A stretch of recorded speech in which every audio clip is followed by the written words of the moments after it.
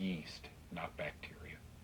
So the inflammation in our bronchial tubes, what starts it, what plugs them up, what's growing in there that's clamping down on our ability to go. Bacteria? Does it do that? Yeast does. How did they miss that class in college? It wasn't given. When 10,000 antibiotics are sitting on the shelves, you better train those re-socialized brilliant kids that grandma's chicken noodle soup that used to relieve their cough was nonsense. Only a drug can relieve their cough. You see where I'm going today. But I hope to empower you not to stay away from a doctor. I don't come here to do that. I have told you, if I wake up in the morning and there's blood on my sheet and I'm a guy, I'm going to go to the doctor. If I'm washing into my arms with soap and a washcloth and I feel, whoa, this huge mass, I'm going to go to a doctor. I'm going to have the doctor, I don't know what I'm going to do. You might let the doctor do a biopsy on you and then say, wow, this is lymphoma. This is a type of cancer that's very, you know, doc, I'm fascinated by that because I just moved into a home. We love antique homes. I just moved into a 100-year-old home, and we thought it had a mildew. No. We're talking cancer here, not mold. You're confusing those. Get this. You guys sitting down? Here are 3 slides. Need another hit of this. Thank you so much for being with us today. Before I read you these 3 slides, years ago, I sat down, or my producer John sat down with a woman named Peggy. And she came to see me. I used to tour, and anywhere from 100 to thousands of people would show up based on the success of the TV show called Know the Cause. Peggy was one of the people at a symposium. I forget where this was, but I want you to hear her opening statement. Asthma, Doug, help, I can't breathe. But she didn't just have asthma. And how many doctors relieved it for her, or did she finally learn to do it on her own? Watch this. Problems with asthma, allergies, depression, migraines, sinus issues, irritable bowel, folliculitis, dermatitis, eczema, you name it. I've had my bout with just about everything. So after doing some testing, we found out that my yeast levels were through the roof. So she gave me some guidelines to follow in my diet, and it was all very confusing, and the internet made it worse. So I happened to go into our very small town health food store, and the owner looked at everything I was buying, and I had a book about yeast, and she asked if I had a problem, and so I told her about it, and she said, oh, well, you have to look at this cookbook, and she pulled out Doug's cookbook, Eating Your Way to Good Health, and I was floored. For one, everything I was about to buy I couldn't eat, and secondly, there was actually like an entire book of food I could eat, which was amazing because I'd been so depressed that I couldn't eat anything. So I've been following his plan for about 9 months, and I did go through some die-off phases that were not the best experiences, but I survived. And after a month of phase 1, I went into phase 2, and now 9 months later, I have no symptoms. I haven't had to use my inhaler. Everybody said this was the worst year for allergies. I never experienced any issues. My irritable bowel issues are completely gone, and through it all, I've lost 85 pounds. I feel like a completely new person. I just praise God for giving us Doug.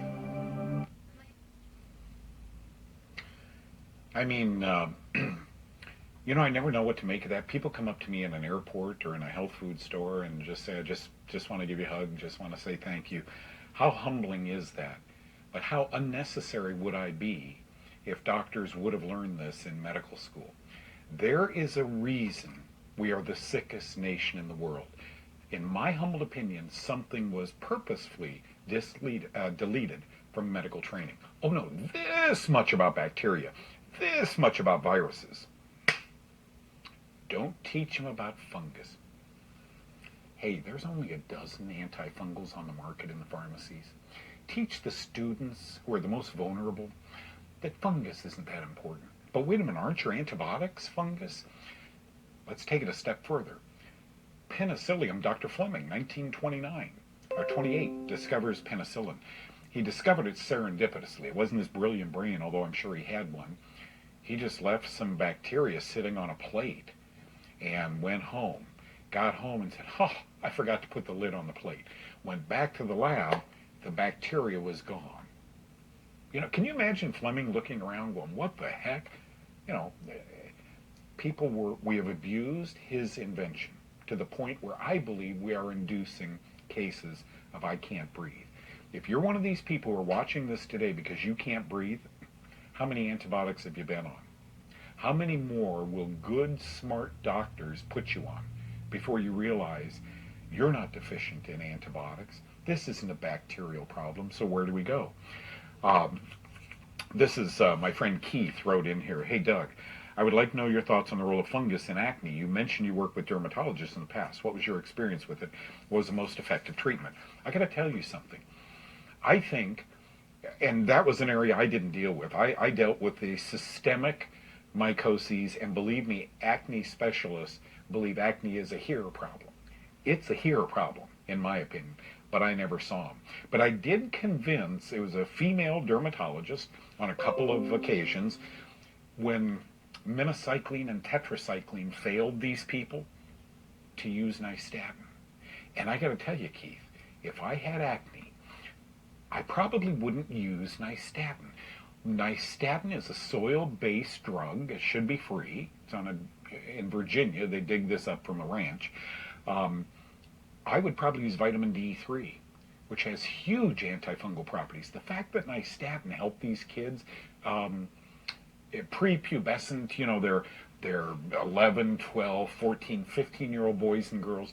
The fact that nystatin helped them tells me resveratrol, the stuff that makes red grapes red, it's a tremendous antifungal, would work. Vitamin D3, cholecalciferol, that would work.